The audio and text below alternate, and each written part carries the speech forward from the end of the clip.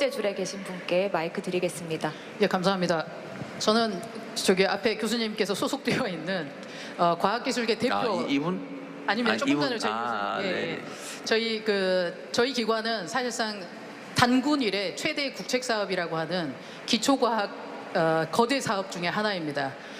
우리나라에서 그동안 했던 사업 중에 기초과학 분야에서는 가장 큰 연구 사업 중에 하나였고요. 그래서 탄생된 기관이 기초과학연구원, 약자로 하면 IBS입니다.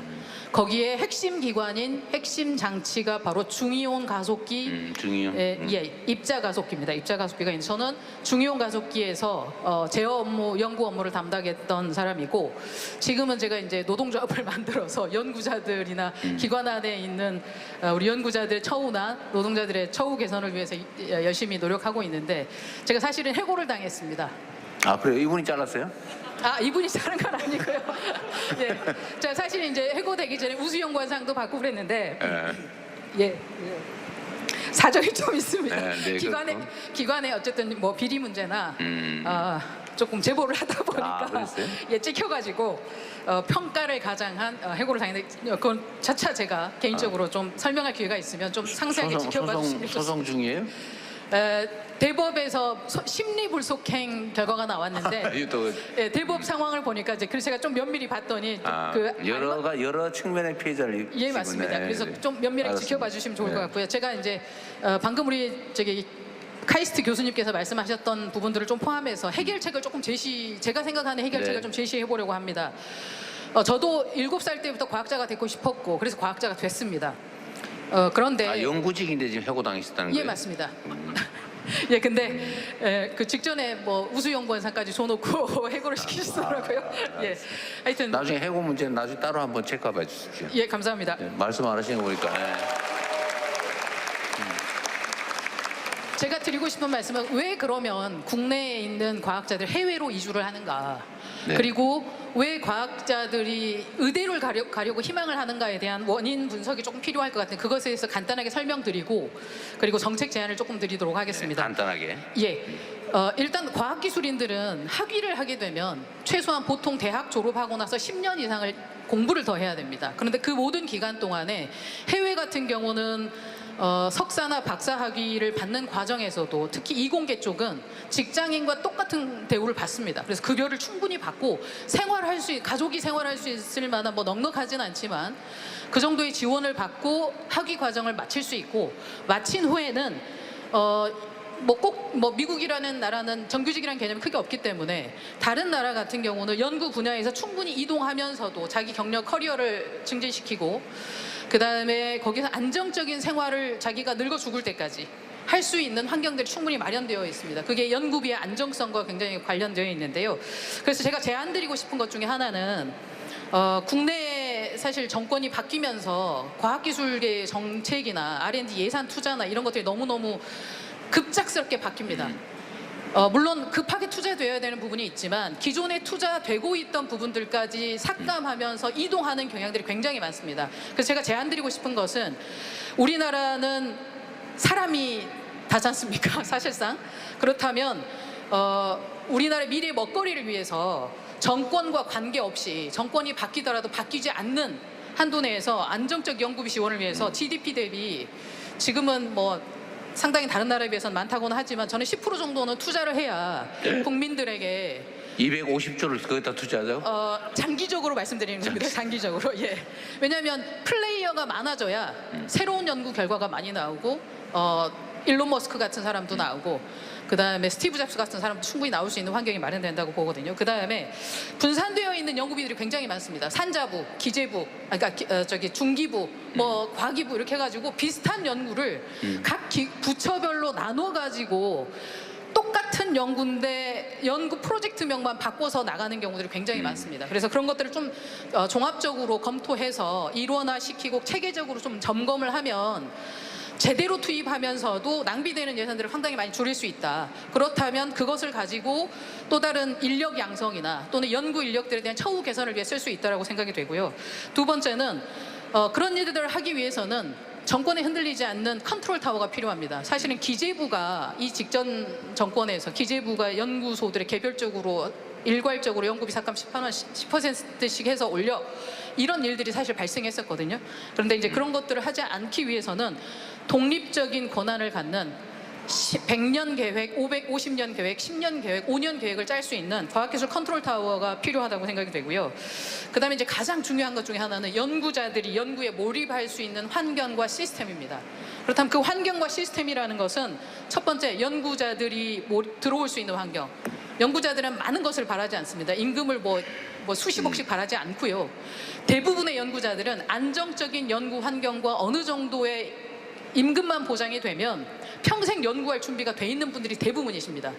그래서 경력에 맞는 임금 산정, 그리고 안정성. 사실 우리 포스닥 하시는 분들이요, 연구계에 계시면 대부분 다 90%가 아마 비정규직이실 것입니다.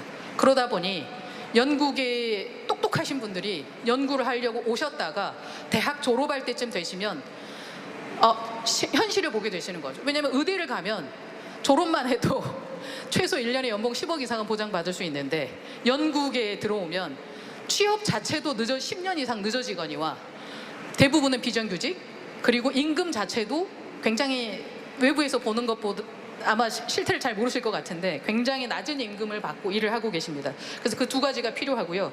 또 시스템적인 부분들을 보려면 연구자들을 지원하는 시스템이 필요합니다. 제가 기초과학연구원에서 일을 하고 있는데요. 기초과학연구원은 우리나라도 한번 노벨상을 타보자, 그래서 기초과학을 증진해보자라고 해서 만든 기관입니다. 그런데 기관 운영을 보면 사실상 설립 초기에 과기부 관료들이 내려와서 설계를 했고, 그러다 보니 모든 기관 운영이 행정 조직 위주로 돌아가고 있습니다. 그렇다 보니까 우리 여기 교수님도 계시지만 연구단장님들이 연구를 하기 위한 준비, 또는 포스닥을 뽑고 이 사람은 정말 연구를 잘해서 정규직으로 만들어주고 싶은데도 그런 제도들을 도입을 할 수가 없습니다. 그래서 연구단 중심의 연구자들의 의견이 충분히 반영되는 시스템이 반영이 돼야 된다. 세 번째는 그 시스템 안에는 또 뭐가 있냐면 서비스입니다. 미국이나 유럽 같은 경우는 상시 지속 업무, 연구자들을 서비스하는 직업. 우리가 건물에서 근무를 하면 건물에 에어컨 시스템도 돌아가야 되고, 장비도 돌아가야 되고, 전기 배선도 들어가야 되고, 쾌적한 환경을 만들기 위해서 청소도 해주셔야 되고, 출입 관리를 위해서 경비도 하셔야 됩니다. 그런데 이분들은 상시 지속 업무임에도 불구하고 급여는 그렇게 많지 않거든요. 그런데 특히 공공기관이라고 하는 우리 연구기관 같은 데서 어떤 일들을 하고 있냐면 용역을 지속적으로 내보내면서 예산 낭비와 인권 침해, 그러면서 여러 가지 서비스 질은 개선되지 않고 이런 문제들이 지속적으로 반복되고 있는데, 대표적인 예를 들자면 저희가 용역으로 지금 170명이 일을 하고 있는데 정규직 조금 줄여야 되겠는데. 예예. 제가 예산 부분만 조금 설명을 드리겠습니다. 170명이 일을 할 때 용역으로 내보내면 기본적으로 용역을 하는 것만, 용역으로 내보내는 것만으로도 1년에 20억 예산이 낭비됩니다. 인원수가 늘어나면 저희가 산정해봤을 때 1년에 45억이라는 예산을 낭비를 하는데, 그 과정에서 용역 노동자들은 제대로 된 처우도 받지 못하고 매년 용역업체, 똑같은 기관에서 일을 하는데 용역업체가 바뀔 때마다 연차가 다시 11개로 줄어듭니다.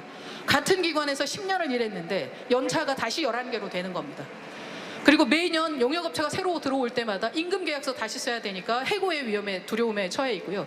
심지어는 직장 내 괴롭힘이나 성희롱 또는 산업안전보건법 위반과 관련된 문제들을 제기를 해도 원청에서는 나 몰라라, 이건 용역업체에서 해결해라, 이렇게 용역 떠넘기기가 지속적으로 벌어지고 있습니다. 그런데 이 서비스들이 잘 되면 좋은 점이 뭐냐면요, 전기 연구자들은 연구를 할 때 내가 오늘 이게 필요해, 그러면 전기 배선을 지금 좀 해주시면 좋겠어요.